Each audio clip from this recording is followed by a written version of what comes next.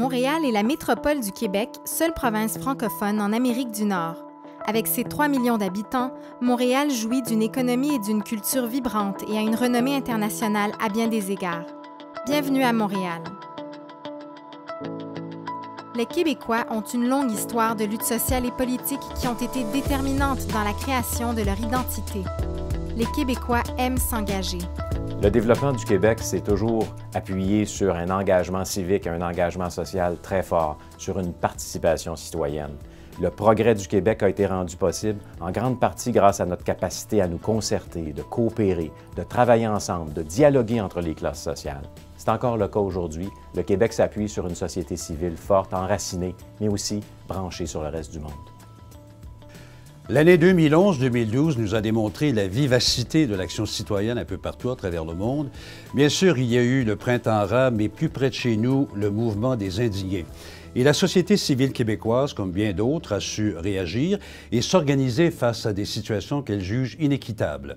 Aux étudiants se sont joints des syndicats, des mouvements environnementaux, des juristes même. Depuis quelques années, il ne s'est jamais créé autant de richesses dans le monde et jamais les inégalités n'ont été aussi grandes. Alors, comment expliquer qu'il soit si difficile de redistribuer la richesse? La démocratie représentative aurait-elle atteint ses limites? La démocratie participative serait-elle une vue de l'esprit? La confiance doit régner et, comme dirait l'autre, il faut être deux pour danser le tango. Le Québec compte 18 universités et 500 000 étudiants postsecondaires.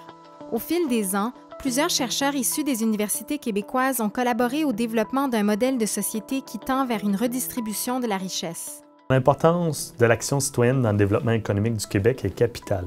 Elle est d'ailleurs centenaire avec toute la question des coopératives, mais elle s'ancre dans plusieurs milieux, autant dans le milieu des médias que dans les coopératives agricoles, que dans le milieu de l'insertion. Donc, elle est au cœur des valeurs québécoises et c'est toute la question de l'action démocratique, de la prise de pouvoir un petit peu des développements économiques qui est au cœur de toute cette action-là. On observe aujourd'hui l'essor d'un modèle d'économie sociale et solidaire québécois. Montréal est un modèle de gouvernance novateur et le Québec un environnement favorable à l'intégration sociale. Le dynamisme de la société civile québécoise s'exprime également à travers plus de 7000 entreprises collectives, incluant les coopératives et les organismes à but non lucratif. En 2004, le gouvernement du Québec a institué un modèle de gouvernance unique en matière de développement régional. Les conférences régionales des élus, les CRE, sont des lieux de concertation où les élus et les acteurs socio-économiques travaillent ensemble, collaborent et investissent dans le développement de leur région. Ce modèle de gouvernance permet ici d'avoir à la fois les élus et les acteurs de la société civile qui s'investissent dans le développement régional et garantit que les actions soient en ligne avec les priorités identifiées dans chacune des 21 régions du Québec. Le rôle des OSBL au Québec et au Canada est absolument crucial, à la fois pour l'économie et pour la société. Notre plus grand défi, je dirais, c'est celui de savoir sortir des sentiers battus, de repenser nos approches traditionnelles, de tenter de nouvelles collaborations, mais surtout de savoir prendre des risques. Et ça, nos conseils d'administration qui nous gouvernent, nos bailleurs de fonds qui nous financent, les gens qui nous appuient doivent le reconnaître. Ils doivent nous permettre d'innover, de faire des erreurs, d'apprendre, et de là viendra le vrai progrès. Le Québec, c'est aussi plus de 50 000 nouveaux arrivants annuellement, 10 Premières Nations et la nation Inuit. Montréal est au confluent d'une variété toujours plus grandissante de cultures et de langues, ce qui contribue à lui donner son caractère unique. Les communautés culturelles à Montréal s'impliquent depuis très longtemps, traditionnellement dans leur propre communauté. Par contre, de génération en génération, on constate que les jeunes s'impliquent davantage, s'intéressent à la politique québécoise. Dans le contexte actuel, avec les mouvements étudiants, c'est sûr que les jeunes, mais aussi les moins jeunes, s'impliquent, revendiquent leur place et s'expriment davantage sur les enjeux qui touchent non plus seulement leur propre communauté, mais la société québécoise en général. La population québécoise et les jeunes en particulier sont ouverts sur le monde. On le ressent à travers leur énergie et leur enthousiasme à participer à nos activités. Chaque année, ils sont des milliers à soutenir nos campagnes de mobilisation, à participer à la marche de tiers d'Oxfam Québec ou à poser des gestes d'engagement forts comme des mobilisations éclairs. Vous aussi, faites partie du mouvement d'Oxfam Québec. Parce qu'ensemble, on change le monde.